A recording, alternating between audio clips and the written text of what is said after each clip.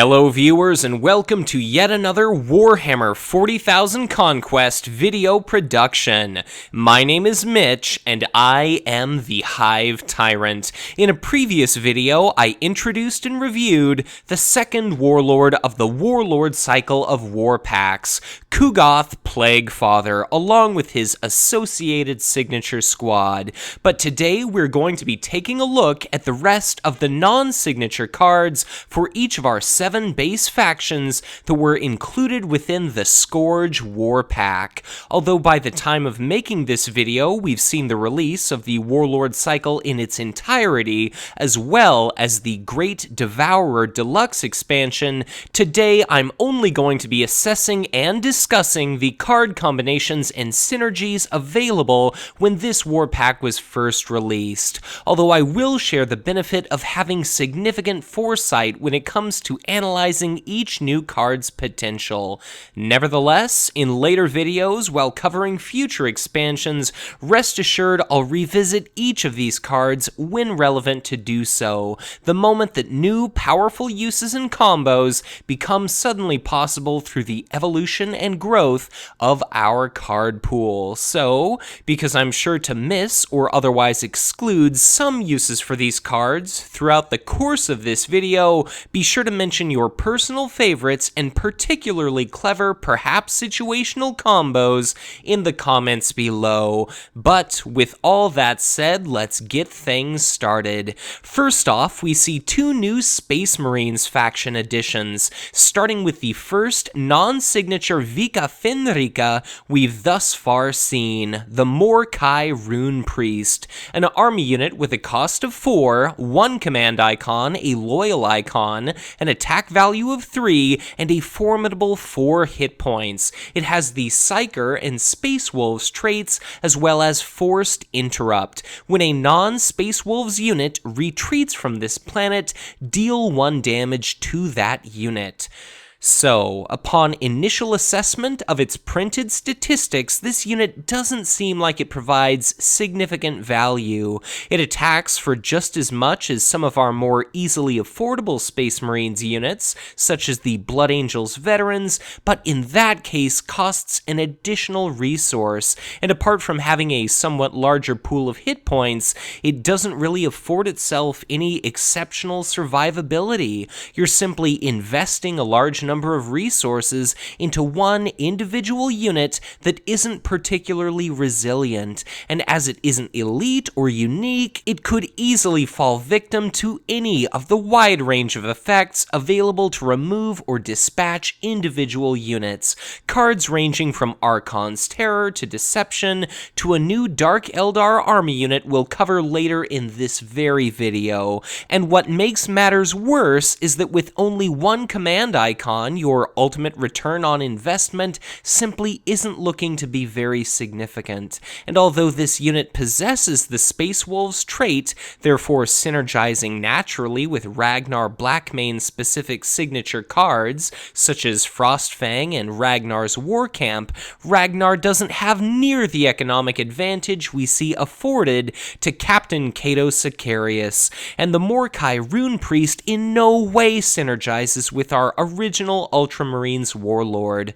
Plus, take a moment to consider that one of the strongest Space Marines faction events is Drop Pod Assault, and with a cost of 4, the Rune Priest is not an eligible target for that effect, and considering just how integral it is that that event never whiff and end up failing to put a Space Marines army unit into play, you'll want to keep the number of Drop Pod Assault ineligible units in your deck to an absolute minimum. But I've yet to even discuss this unit's ability. Note that it is a forced interrupt and therefore never optional. Every time a non-Space Wolves unit retreats from the Priest's planet, that unit is dealt 1, albeit shieldable, damage. Although this ability would punish and therefore discourages your opponent from retreating, it doesn't necessarily provide you with much momentum. I more view this effect as essentially punishing an opponent's mistakes. I think that generally retreats are somewhat uncommon, and if a player is retreating frequently, they're likely performing pretty poorly during that game. They're at that point already starting to fight an uphill battle. If your Mordecai Rune Priest happens to be in the right place at the right time, that could be a good opportunity to do a few additional points of damage. Either your opponent retreats and loses units, or perhaps instead expends shield cards, or they otherwise decide to avoid triggering this interrupt by simply staying and opting to fight to the death. I think it's certainly possible that through the use of ambush units, drop pod assault, and perhaps veteran brother Maxos, that you could use a sufficient number of combat tricks to put your opponent into some kind of strongly encouraged to retreat type situation, but I find it very unlikely that a Ragnar Blackmane running player will be able to afford that quantity of necessary resources, and considering that the Mordecai Rune Priest affects any non-Space Wolves unit, if you are instead opting to play him alongside Kato, if any of your units or your Warlord retreats, then the Rune Priest actually becomes a bit of a liability. So perhaps someday this unit will rise to see more prominent play, but at the moment I just don't see 4+ cost units being a generally appealing option. And frankly, this card just does not strike me as an exception to that trend. But on to our second Space Wolf themed card. Next, we have the Fenrisian Wolf, a 2-cost attachment with 1 shield icon and the creature trait. It reads, attached to an army unit, reaction. After a battle at this planet begins, exhaust attached unit to deal damage equal to its attack value to a target army unit at the same planet. So, for a not insignificant upfront expense, you can affix this attachment to any army unit in order to afford that very same unit an opportunity to deal damage during combat prior even to the ranged skirmish round.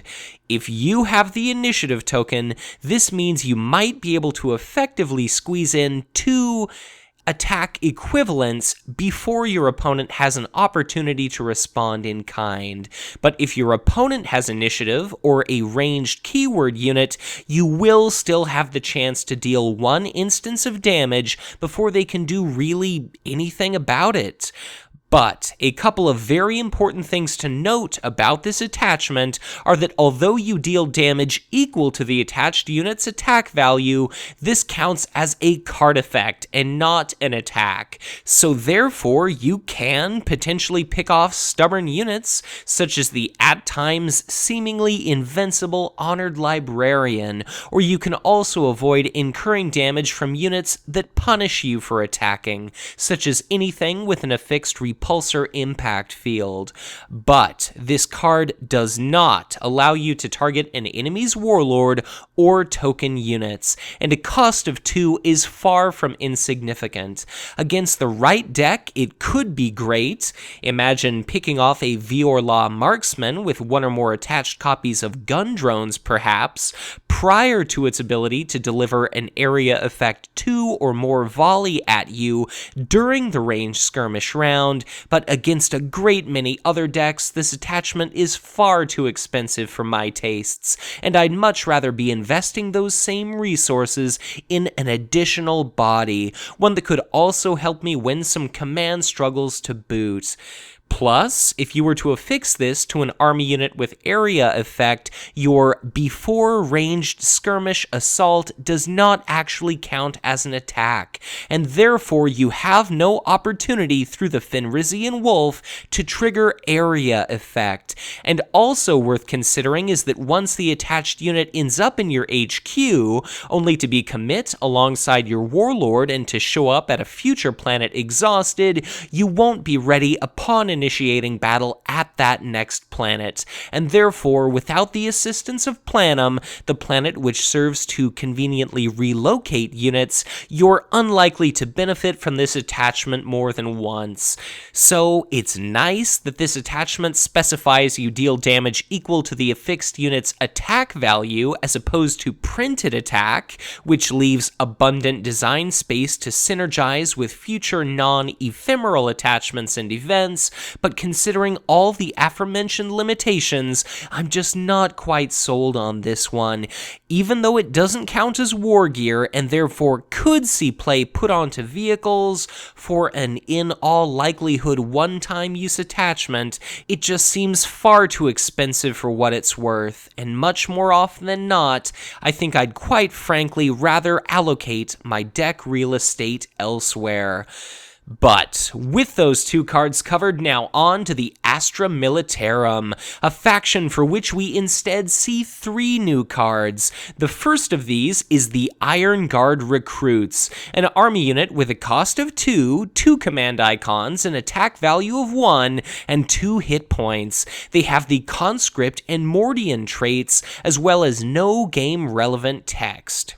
So, there's not too much to say about this army unit. It's non-loyal, and for a price of 2 resource tokens, you get a 2 command icon unit. It's therefore quite similar to the AM Sanctioned Psyker, but with 1 greater attack value and 2 fewer hit points. Therefore, it's perhaps less appetitive in a brutal keyword-conferring Nosdrag deck than our aforementioned Psyker, but considering the dearth of command icons on orc cards in general, it certainly doesn't seem to be a bad idea perhaps to run both of these units alongside one another. In a Space Marines deck, however, that 1 point of attack value might seem slightly more valuable, because if the Iron Guard recruits do end up participating in a battle, they might be able to deal out at least some damage to the enemy, and therefore they're generally better played further up the field of planets than are their similar Psyker brethren. But really, 2 command icons for 2 resources is always superb, and having more than 1 hit point is invaluable in allowing these recruits to have at least some staying power. Incidental damage won't be able to outright obliterate them, and an affordable 2 command icons is perfect for trumping your opponent's 1 icon unit. Just remember that whenever possible, you always want to beat your opponent during command by as few icons as possible, and to try to maximize the value of each and all of your units. We've yet to see any synergy or card effects based upon the Mordian or Conscript traits, but they're certainly open to future development. All the same, as this unit stands, if you're running an Astra Militarum deck, or if you've merely chosen them as your ally, the Iron Guard recruits seem like an absolute staple as a very powerful economy card. But up next, we have a new Astra Militarum attachment. It's the Dozer Blade. It has a cost of 0, 1 shield icon, and the hard point trait.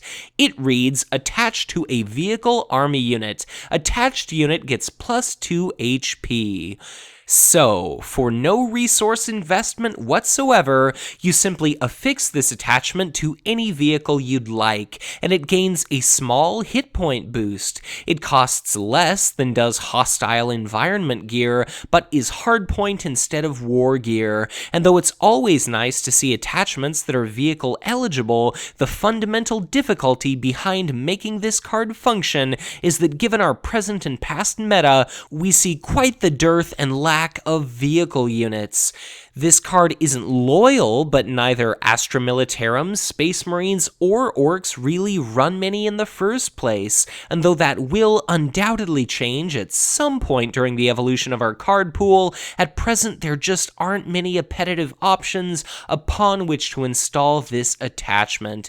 2 HP is not insignificant, but it isn't necessarily much, and therefore if you want to get the most value out of this card, it seems best to to affix it, if possible, to a flying keyword unit in order to get as much mileage out of that hit point bonus as possible, because remember that for flying units, any assigned attack damage is halved prior to your having the opportunity to shield, so each additional hit point can make a tremendous bit of difference. And though there aren't many such targets for Dozer Blade, the Space Marines do at least have the Raven Guard Speeder, which unfortunately is rather community maligned, and the Astra Militarum themselves have the mighty Assault Valkyrie. So, as would be the case for that lattermost unit, 4 resources and 2 cards for a 1 command, 4 attack, 6 hit point flyer definitely isn't too bad, but you still have to consider whether it's worth running potentially multiple copies of the Dozer Blade just for the benefit of 1 or perhaps at most a small handful of eligible units in your AM, SM, or Orc deck. So, perhaps this card will be more often seen someday, but for the Dozer Blade, I don't think it's quite there yet, because as with elites, vehicles, generally speaking, seem just a bit too expensive and are too easily dealt with to often warrant their investment. At least, given the context of our current card pool. But, last of our 3, we have an AM exclusive support, the Inquisitorial Fortress. It has a cost of 2, a loyal icon, and the location trait. It reads Action. Exhaust and sacrifice this support to rout a target army unit. So, for the same cost as the Dark Eldar event, Archon's Terror, this strikingly similar card is instead an Astra Militarum support.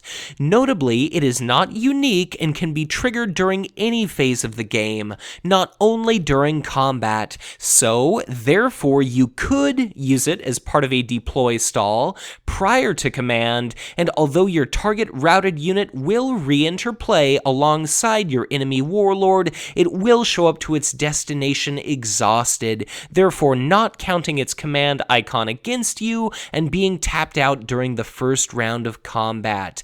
And you might just manage to discourage your opponent from going to a specific planet far down the line of planets. If, for example, you routed a powerful unit and the most desirable enemy warlord destination lies further out than your victory condition, depositing a valuable army unit at a planet where a battle is unlikely to occur, for instance, can make for a very difficult choice for your opponent, if it means they would essentially have to abandon that unit in order to attempt to trigger some preferential, desirable battle ability. But really, the true power behind the support is that you can pick and choose which enemy army unit to rout. If there's one specific unit posing a problem, you have access to point and click, effectively target elimination. Granted, routing isn't permanent destruction, but during a game-deciding battle, it might as well be. And if you can ensure that an enemy army unit will show up during the next round, initially exhausted, you might have the opportunity to not just remove it from one full battle, but subsequently have the chance to pick it off before it can do any damage to you whatsoever. This can even be used in a defensive sense if you'd like to target and save your own units, although it does come at the cost of your routing them. The only complicating factor behind this card is that it's a support, and therefore what you can do with it is going to be abundantly clear. But really, I can't view it as being so honestly different than playing against a Dark Eldar player that has 1 or more cards in hand and a resource pile including 2 or more tokens. There is very little support destruction to have been released thus far, and therefore you can play this support fairly certain that it's unlikely to be removed. Given the card pool at the time of this War Pack's release, only if you're playing against someone running Orc cards will you have anything to worry about at all. And considering that it's a support, you're also entirely free to search for and put it into play through the When Leaves Play effect of Engine Seer Augur. Really, the only shame about this card is that it leaves play as soon as you use it, so it's a one-time effect. But still, that may well be all that you need it for, and considering just how powerful routing a unit can be, I think this card could definitely be worth playing. It even has a few advantages that Archon's Terror does not, notably that it can target uniques, such as removing the troublesome Siren Zithlex during the deploy phase, and that you can also route units during the command phase. Eventually, we'll see an elite Chaos Demon that deals global damage at the onset of the combat phase, and being able to remove that monster from its ability to potentially decimate your army filled with low HP Imperial Guard units, that could be absolutely invaluable indeed. But with the AM now thoroughly covered, we're on to the Orcs, who themselves receive the support of 3 new additions. The first of these is a formidable new army unit, the Attack Squig Herd. With a cost of 4, it has no command icons, but an attack value of 4 and an enormous 6 hit points. It has the creature and squig traits, and reads no war gear attachments. So, what is there to say? For the cost, they attack reasonably hard and have a huge pool of HP. They can't equip any war gear, but alongside Nozdreg, if they receive the Brutal keyword, they could attack for up to 9. The major problem, however, is that 4 resources is very expensive in a faction already steeped in expensive units, and with no command icons, it poses a potentially considerable hindrance to an Orc player's overall economy. If this investment doesn't quickly pay off, it could set you back significantly financially in impeding your fiscal momentum. But still, with any powerful Orc unit, there are a number of different tricks that you can use in your advantage, such as letting the Attack Squig Herd get battered and bloodied at the first planet, perhaps convincing your opponent to let their guard down, only for you to then use a Teleporta-Pad to move Nozdreg to the first planet, immediately bestowing the Brutal keyword to the Attack Squig Herd, and proceeding to use it to then trample your opposition. So, a very vanilla unit, and therefore one perhaps not tremendously likely to see play, but all the same, especially if you can reduce its cost, whether through Crush Face or Biga is Beta, it might be worth trying. Still, next we happen to see an intriguing new card that lends considerable strength to the Orcs, the support Custom Field Generator. For a cost of 2, it has the upgrade trait and reaction. After an Orc unit you control is assigned damage by an attack, exhaust the support to prevent all of that damage.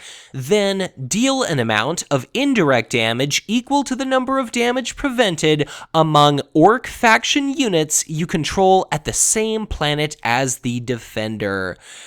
So, to break down the complicated bit of mechanics behind this card, let's consider it in simple terms. It affects any Orc unit you control and prevents all damage from an incoming enemy attack. Then, you take a number of damage tokens equal to the value of that attack and assign them to your Orc units present at that same planet. Note that as it is indirect damage, you cannot assign more damage to a unit than it has remaining HP. So if you need to assign 10 damage in total, but only have 3 different 1 hit point units present, you assign each of them 1 point of damage, and the remaining 7 damage tokens essentially vanish. They're simply returned to the token bank. Then you have your opportunity, as per usual, to shield against that assigned damage. So I would imagine it goes without saying at this point that this support is therefore exceptionally powerful. For instance, if Nozdreg has 1 hit point left and the Chaos Demon possessed attacks him for 9, you simply exhaust Custom Field Generator, prevent that 9 value attack, and assign as much of that 9 as indirect damage as you're allowed to. Nozdreg has 1 HP left, so you can assign only only 1 point of damage. So, just discard a 1 shield value card, and that attack of 9 is entirely negated. And on the topic of Nozdreg, consider also that by being able to distribute indirect damage and shield it, or not, however you see fit, and practically wherever you'd like, you'll be able to put his brutal keyword bestowing ability to spectacular use. Does your opponent perhaps seem reluctant or reticent to damage your attack Squig herd for eventual fear it might end up attacking for a possible 9? Well, by all means, prevent the attack directed against your Warlord and assign that damage to your beefy, brutal keyword Orc unit, and then proceed to absolutely thrash your opponent.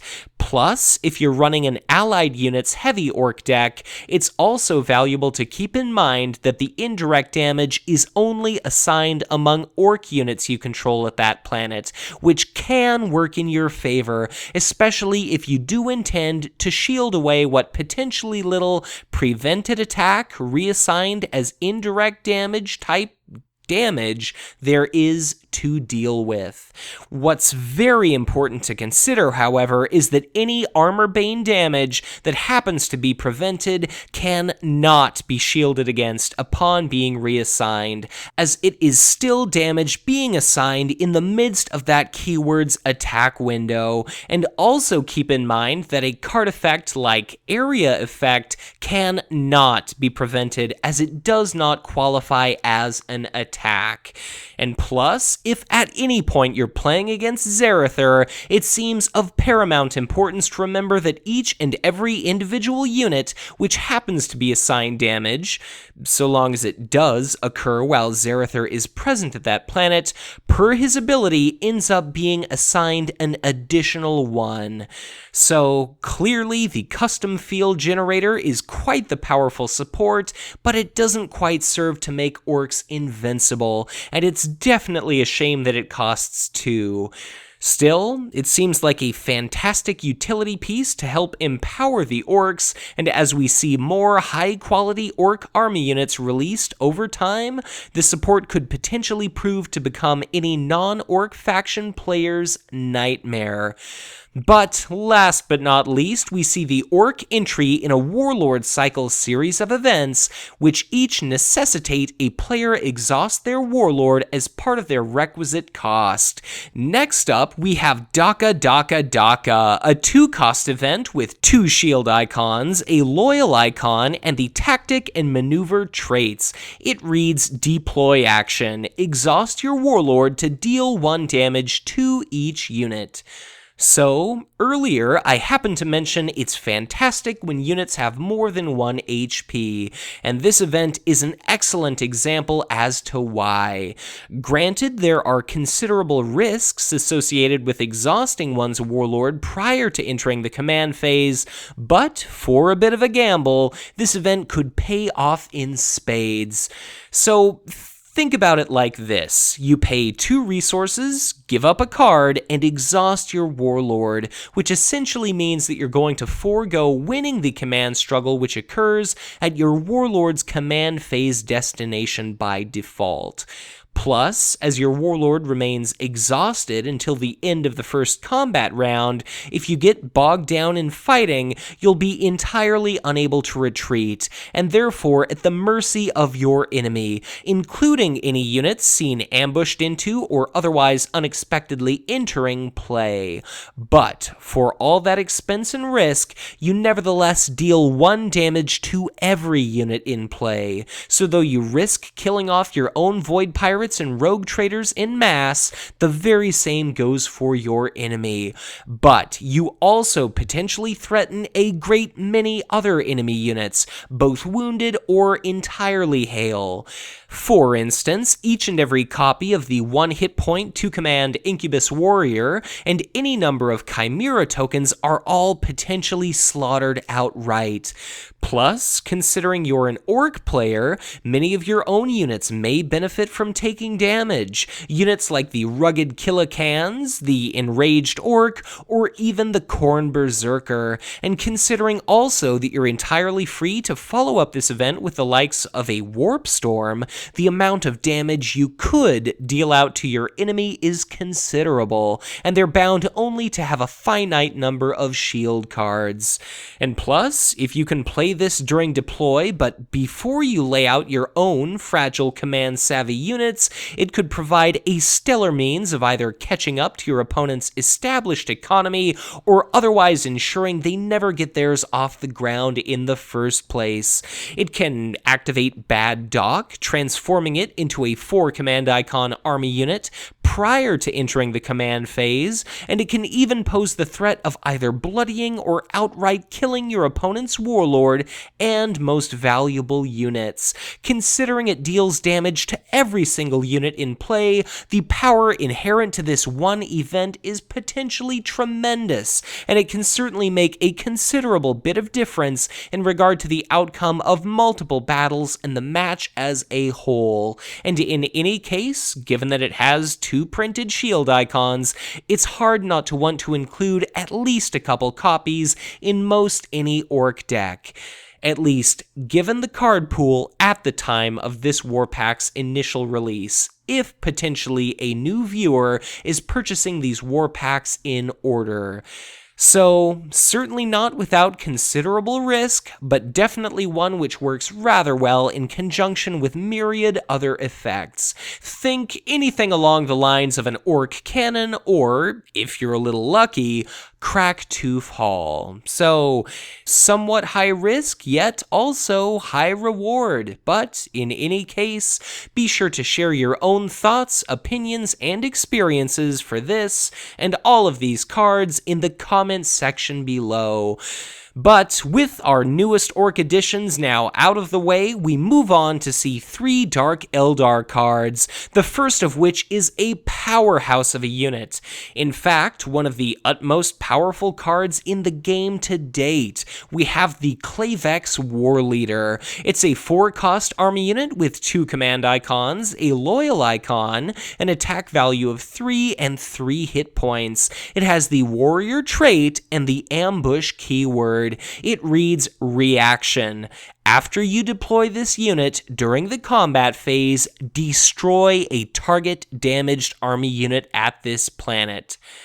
So, in many ways, this is one of the most defining cards within our meta to date. You simply enter the combat round with 4 resource tokens, you have one of your weak, relatively inoffensive, or otherwise ineffectual units damage your opponent's most dangerous or daunting unit, perhaps something along the lines of having a Murder of Razorwings attack a Black Legion Helldrake or a Crisis Battle Guard weighed down heavily with a swath of Tau faction stat-boosting attachments, and then, once you've successfully inflicted as little as a single point of damage, you ambush the war leader into play. It doesn't matter if you're targeting a wounded elite, or a wounded unique, or any kind of army unit. It's immediately destroyed by that reaction, and you suddenly control a 3 attack value unit with which to attack your enemy, making this card in almost any situation an all but assured 2-for-1.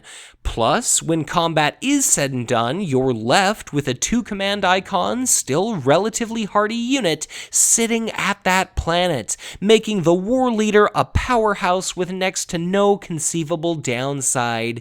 Your opponent might be tempted to send in their warlord to the war leader's planet so as to overcome those 2 command icons and steal a command struggle from you. But with that total of 3 hit points, they'll be hard-pressed to not only kill off your Klavex in one swing, but they'll find it difficult to avoid incurring significant damage in return. Plus, in the right situation, you could even choose to trigger that destroy target unit reaction on one of your own units, perhaps to prevent your opponent from activating the battle ability of the planet Taurus if it happens to be further down the array or lineup of planets. And if for some reason you can't trigger that reaction, remember also that you can always simply opt to ambush this unit into play, whether or not you do ultimately activate that reaction. But as opposed to simply singing this unit's praises, I will say that in an attempt to work around such a devastating effect, if you're the one playing against the Dark Eldar player, although it is not always possible to do so, I strongly encourage you to try your best to ensure that your opponent does not enter the combat phase with 4 or more resource tokens. I advise you to consider the results of your command struggles carefully. Or, if you win a battle at the planet Yavvarn, consider triggering its ability just because it mandates your opponent put an army unit from their hand into play in their HQ. And if your opponent has only few cards in hand, though it's by no means great to give your opponent a free 3-attack, 3-hit point unit, that certainly beats having to suffer through this unit being ambushed into play and outright immediately destroying one of your units, only to then linger and keep taking swings at you. You could also choose to be very free with shields when you need to be, and if you can be, just to ensure that you aren't left with any wounded units your opponent could use as an eligible target. But in all honesty, this card is very difficult to play around, and there's definitely a reason that a significant portion of our community feels that this card potentially warrants a nerf. But whether you think it's broken or you think it's entirely balanced, I think it's outright indisputable to say that the Klavex Warleader is both power and value incarnate. Still, next up, and serving to bring the Dark Eldar power curve ever so slightly back down to Kimura, we have a 1-cost attachment, the Bladed Lotus Rifle. It has 1 shield icon, the war gear and weapon traits, and reads attached to an army unit. Attached unit gets +1 attack. If attached unit is a Kabbalite, it gains ranged. So, upon immediate assessment, 1 resource for 1 attack value doesn't exactly strike me as a worthwhile investment. Often enough, we're able to play an at least 1 attack, 1 hit point unit with 1 command icon for that very same price. And in general, I'd prefer units that can win me additional cards and resources as opposed to attachments that only serve to augment existing units, especially considering the power of effects like Archon's Terror, Tzeentch's Firestorm, or the Klavex Warleader we just mentioned. The more baskets I can keep my figurative eggs in, the better.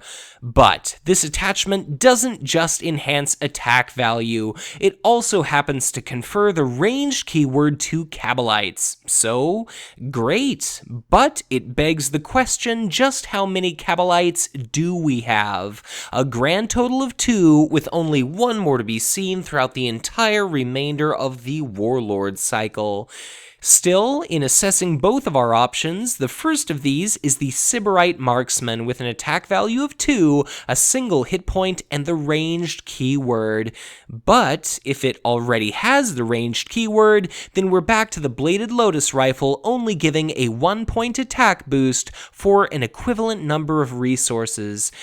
So what's our other option? Well, we have the Kabbalite Strike Force, a 2-cost army unit with 2 attack, 2 hit points, and area effect 1. So there's certainly nothing wrong with a 3-attack unit, but if you're playing the Kabbalite Strike Force, you're likely wanting to take advantage of that area effect keyword. Because if you're interested in a ranged unit, you'd opt instead for the Marksman. So, as we've started to see Planetfall cycle spoilers by the time of my producing this review, that's our second soon-to-be upcoming cycle of war packs, we do at least know that our third Dark Eldar Warlord is going to synergize with Kabbalites, at least in some sense. So, perhaps someday the Bladed Lotus Rifle will make a resurgence Resurgence, but for the time being, you can quite comfortably relegate this one to the binder.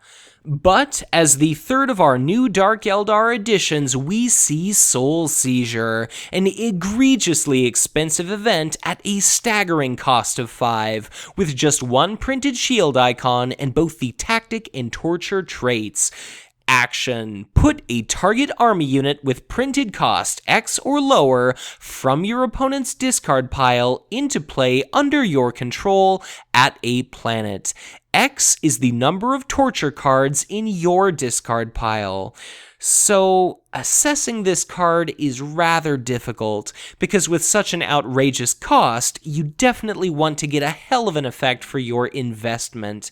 But this card is completely reliant upon a desirable army unit being in your opponent's discard pile and having a cost no greater than the number of torture cards in your discard pile.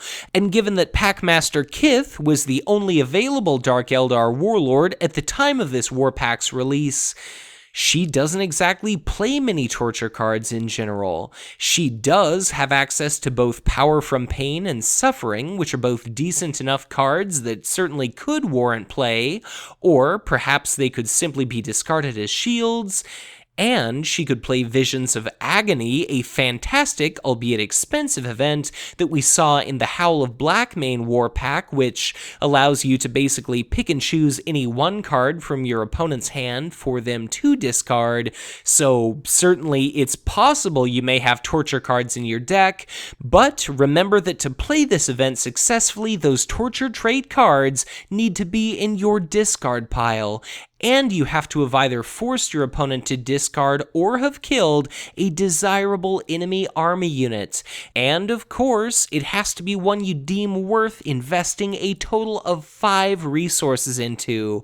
So, considering just how difficult it is to unlock the ability to play Soul Seizure in addition to its monumental cost, I simply cannot see Packmaster Kith ever taking advantage of this ability. We do eventually see a Dark Eldar Torture Specialist Warlord who reduces the cost of torture events and has a wealth of torture cards composing his signature squad, but for the moment, despite your being able to play this as an action during any phase of the game, and to put that unit into play opportunistically at any planet that you'd like, essentially whenever you'd like, I just cannot see any reason to include this event in your deck, even though you do have the opportunity to trigger any when enters play abilities printed upon your chosen army unit. So, when we get to our second Dark Eldar Warlord unveiled within the Descendants of Isha 6th and final War Pack of the Warlord cycle, I'll definitely give this card a reassessment and reappraisal, but until then, I by all means recommend substituting this event for nearly anything else.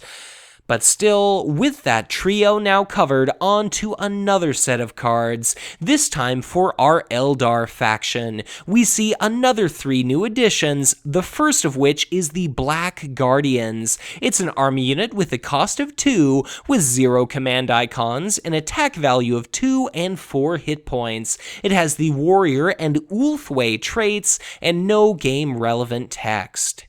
So this is a bit of an odd addition to the established Eldar army. It has no command presence whatsoever, and whereas many Eldar units are relatively fragile, this one is exceptionally and uncharacteristically hardy, especially considering its cost relative to its printed statistics. It doesn't benefit from either of its traits, yet it does do reasonable damage, and considering that meaty body, it serves as a perfectly reasonable platform for augmentation via attachments. Still, as is, it does potentially allow players to play more of an aggressive than a late-game strategy, something rather atypical for the Eldar, because if you aren't paying for card real estate dedicated to command icons, that means you get all the more value regarding both printed attack and HP. And though hit points aren't quite so provocative as outright attack value,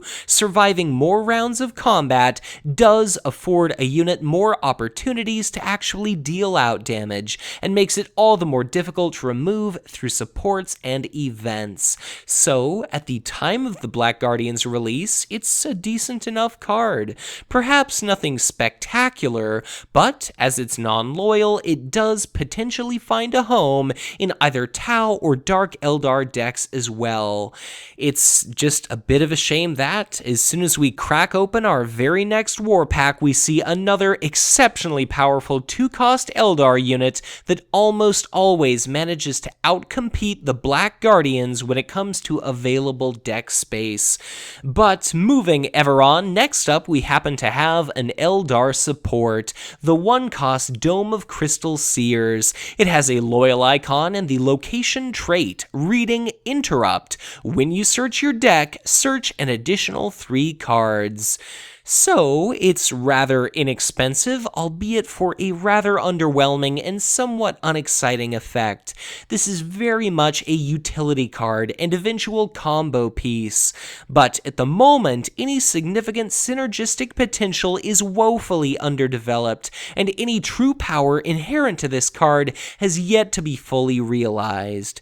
But, as is, you could play the Earthcast Technician if allied with Tau in order to search the top 9 cards of your deck for a drone or attachment instead of the top 6, but I think that often enough you're acceptably likely to find what you're digging for in those top 6 cards, because for as nice as additional tutoring depth is, think of just how disappointed you might be when you draw this during the command phase, instead of something with shields or a combat-relevant event.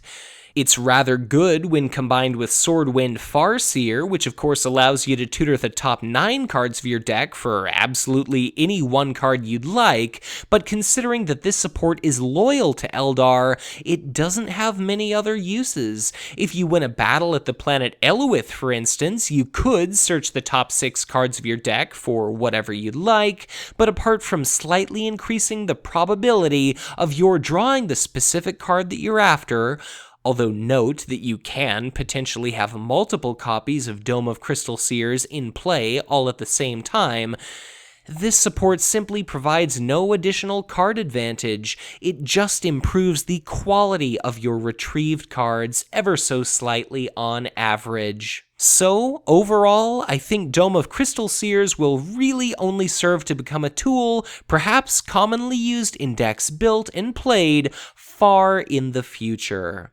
But, last of our Eldar cards, we have Death from Above, a 1-cost event with a printed shield icon. It has the tactic trait as well as deploy action. Put a non-elite mobile unit into play from your hand at the last planet.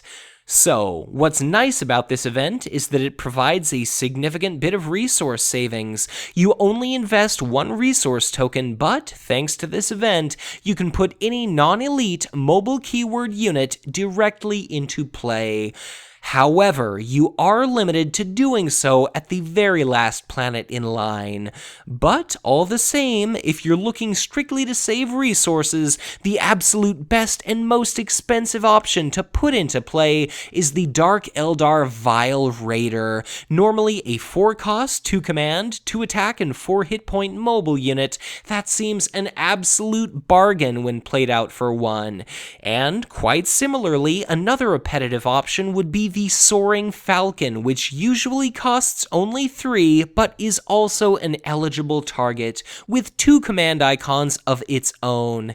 It isn't built quite as offensively as its Dark Eldar counterpart, possessing only 1 paltry attack value, but it is significantly more durable at printed 5 HP, and still another perfectly reasonable choice, dependent upon ally, would be the Tau faction Piranha Hunter. Normally cost of 3 with only 2 attack and 2 hit points, but which nevertheless draws a card upon moving from planet to planet. No inherent command icons, unfortunately, but with a copy of Promotion perhaps, it could still prove to be an absolutely exemplary command unit. but that is a bit of a combo to pull off, and all for a somewhat middling reward.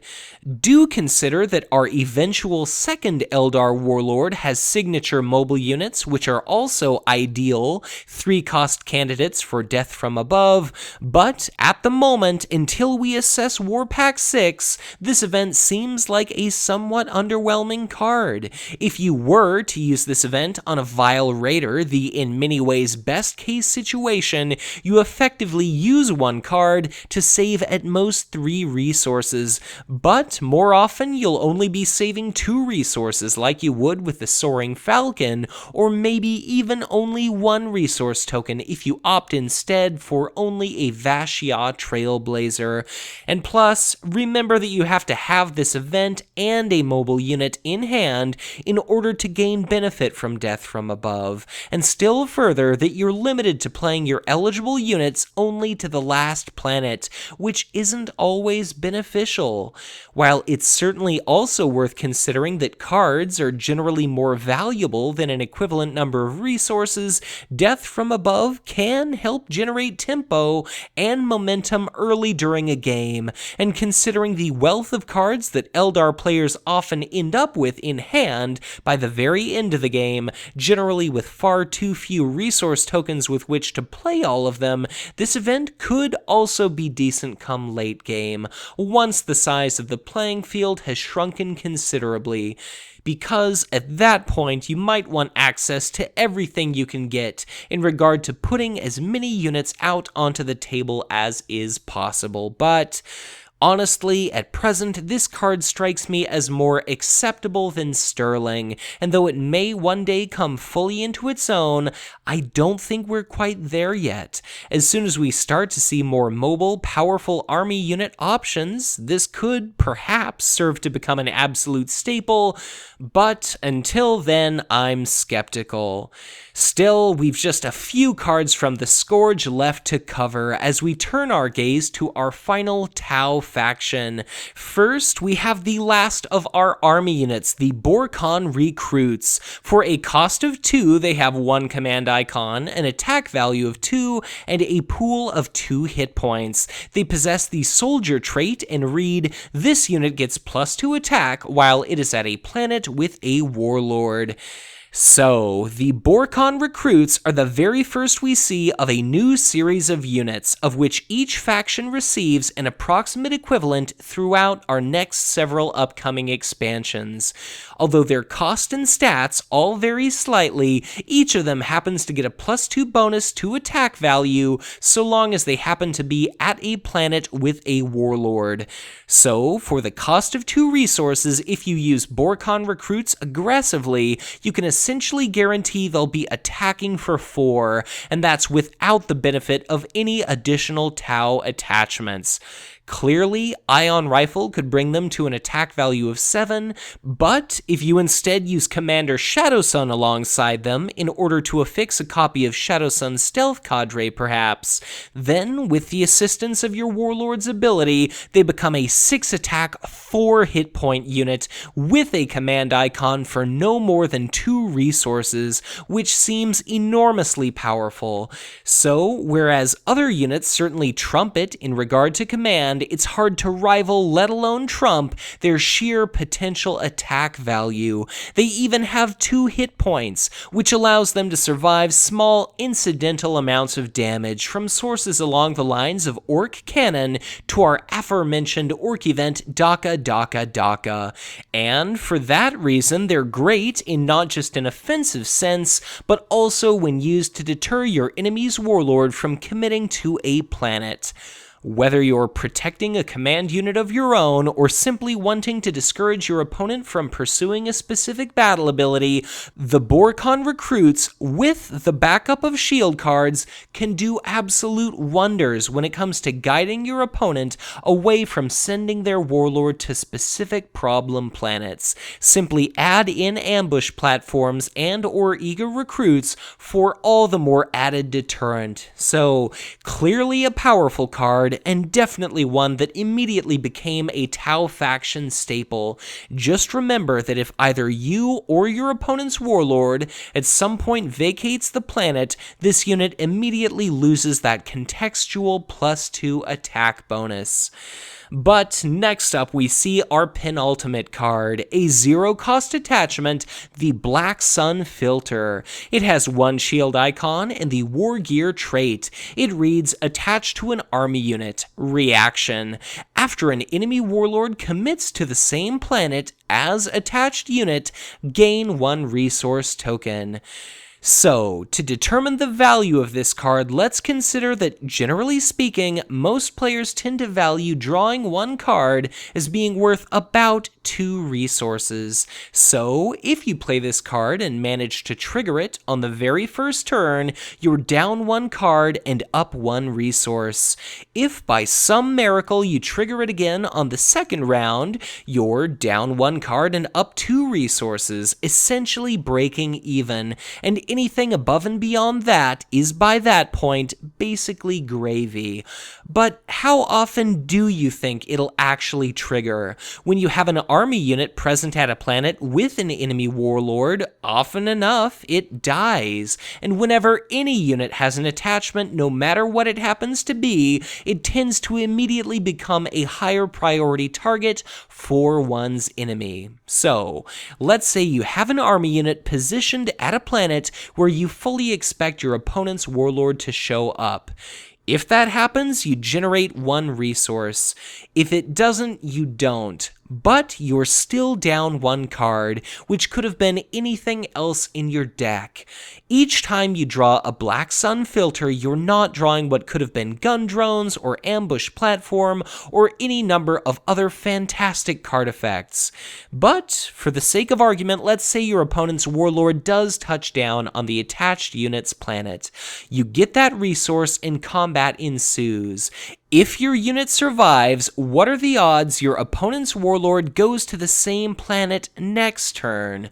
Or, if the Black Sun Filter wearing unit is swept into your HQ and commit alongside your warlord during the next round's command phase, what are the odds that you'll show up to the same planet as the enemy warlord and end up surviving again?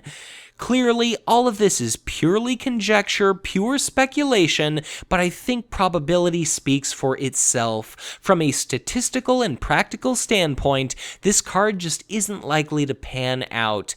Granted, you could affix it to an enemy army unit, one guaranteed perhaps to be swept into the opponent's HQ, but you'll still eventually want to kill that unit, so that's not guaranteed to generate a surplus of resources either. So, apart from extreme corner case uses like giving a Fire Warrior Strike team a +1 attack boost for no additional resource token cost, or perhaps conferring Warp Storm immunity to any target army unit, I just cannot ever recommend playing so finicky and underwhelming a card as Black Sun Filter unless our card pool changes dramatically. But the very last card we'll discuss today is Kalyan Strike. It's a 1-cost event with 2 shield icons, a loyal icon, and the tactic trait. It reads combat action. Move 1 or more target ethereal units you control to a target planet.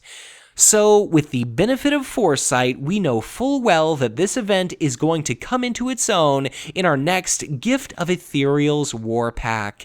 At the present moment, this allows for strategic relocation and repositioning of any ethereal trait units from one planet to another planet, which can serve either to shore up your defenses or otherwise augment your offense. And of course, since this is a combat action, you need not play it until the moment you need it, allowing you to wait until after your opponent has taken a combat turn so that you can then alter the location of 1 or more ethereal units and subsequently proceed to attack. Plus, considering our second Tau Warlord is himself an ethereal unit.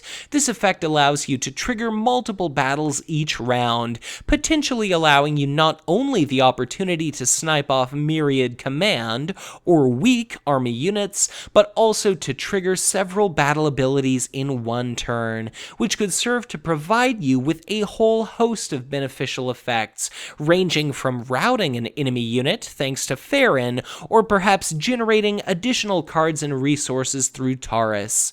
So, although this card can move any number of ethereal units, currently the one and only unit with the ethereal trait we've thus far seen is the Ennui Prelate, an expensive 4-attack Tau unit which ambushes into play and proceeds to augment all other Tau units at that planet, conferring each of them a phase persistent +1 attack value bonus. So, you could attack with the Prelate, which would trigger its forced reaction, moving it back to your HQ, and then you could play Kalyan Strike in order to either return it to that same planet or instead to any other planet. Then, at the end of the combat round, it would ready and could attack again. But in all reality, this card is simply a seed meant to be planted in await of the arrival of our second Tau Warlord, and I'll therefore definitely be reassessing Kalyan Strike shortly.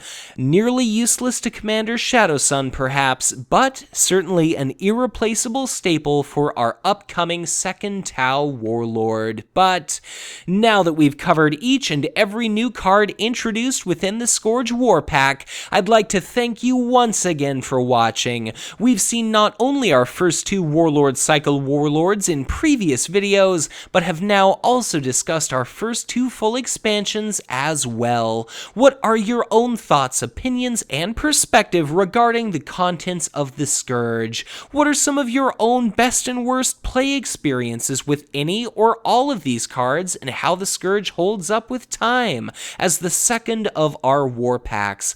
Please let me know in the comments, because with your input, these videos stand only to become all the better resources for players both novice and veteran alike. But thank you once again for watching, and as always, if you enjoyed this video, be sure to hit that like button and subscribe to my channel if you've not done so already, or if you are already subscribed, as ever, you're encouraged to share this content, as the more viewers there are that stumble upon these videos, the more people may end up giving Conquest a try, like what they experience, and end up joining our game and our community. And of course, together we all only stand to send all the greater message to Fantasy Flight Games to continue to support this fantastic product.